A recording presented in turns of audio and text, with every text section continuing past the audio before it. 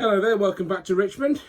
Bit of a different video today. If we just pan out from the station a minute, you'll see it's on a board on its own, on some IKEA trestles.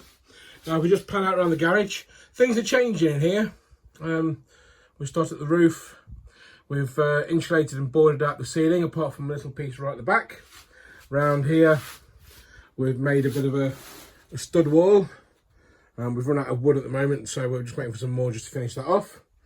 The next plan is to sort out the flooring. At the moment, the flooring is just bare concrete with some of this industrial rubber matting stuff down that you get from Aldi sort of stuff.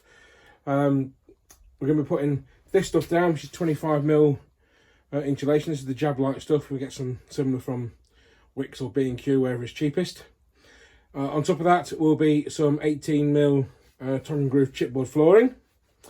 And then on top of that will eventually be either carpet or carpet tiles.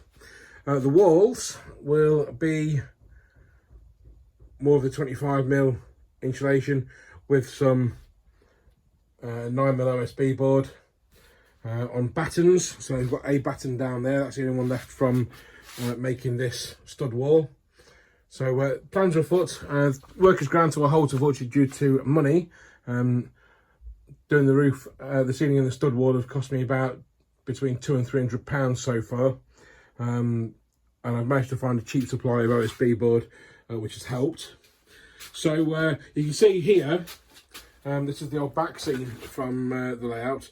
The damp's got to it, it's gone all mouldy and horrible. Luckily, it hasn't affected the station. The station is fine.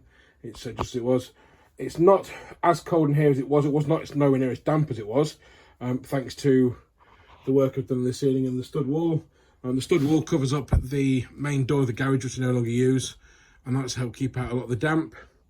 You'll see along the top wall there was about a 10-15mm gap between the top of the wall and the wood that's the end of the roof, letting all the air and the damp in. So I filled that with expanding foam. We're going to fill that even more with expanding foam before we board it out, and hopefully in the next couple of months we'll be able to start again with the layout. You may remember I bought some new boards a while ago. There they are, with a little bit of surface mould on them, which will wipe off eventually and be painted. We're changing the layout slightly.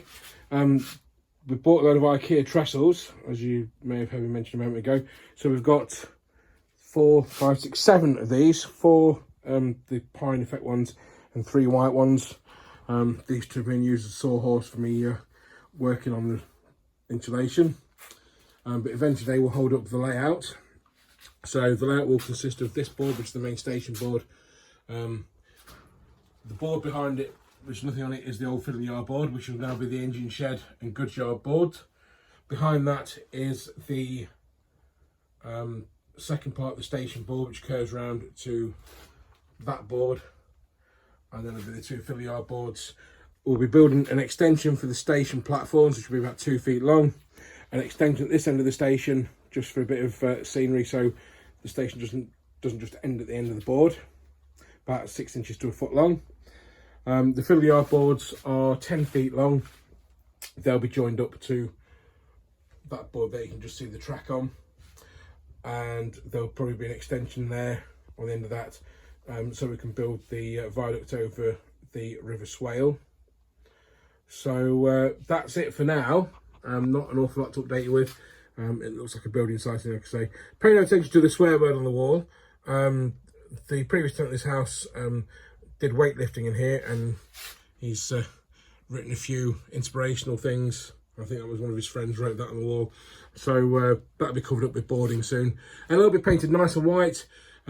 This window, we have to seal around it with grip fill just because there's daylight around the sides of the window and around the bottom. So it's pretty much sealed in here now from the outside world.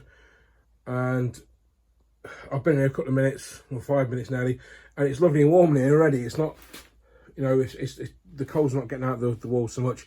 But once it's all done properly, you'll notice a huge difference, and we'll then be able to press on the layout and hopefully run some more trains.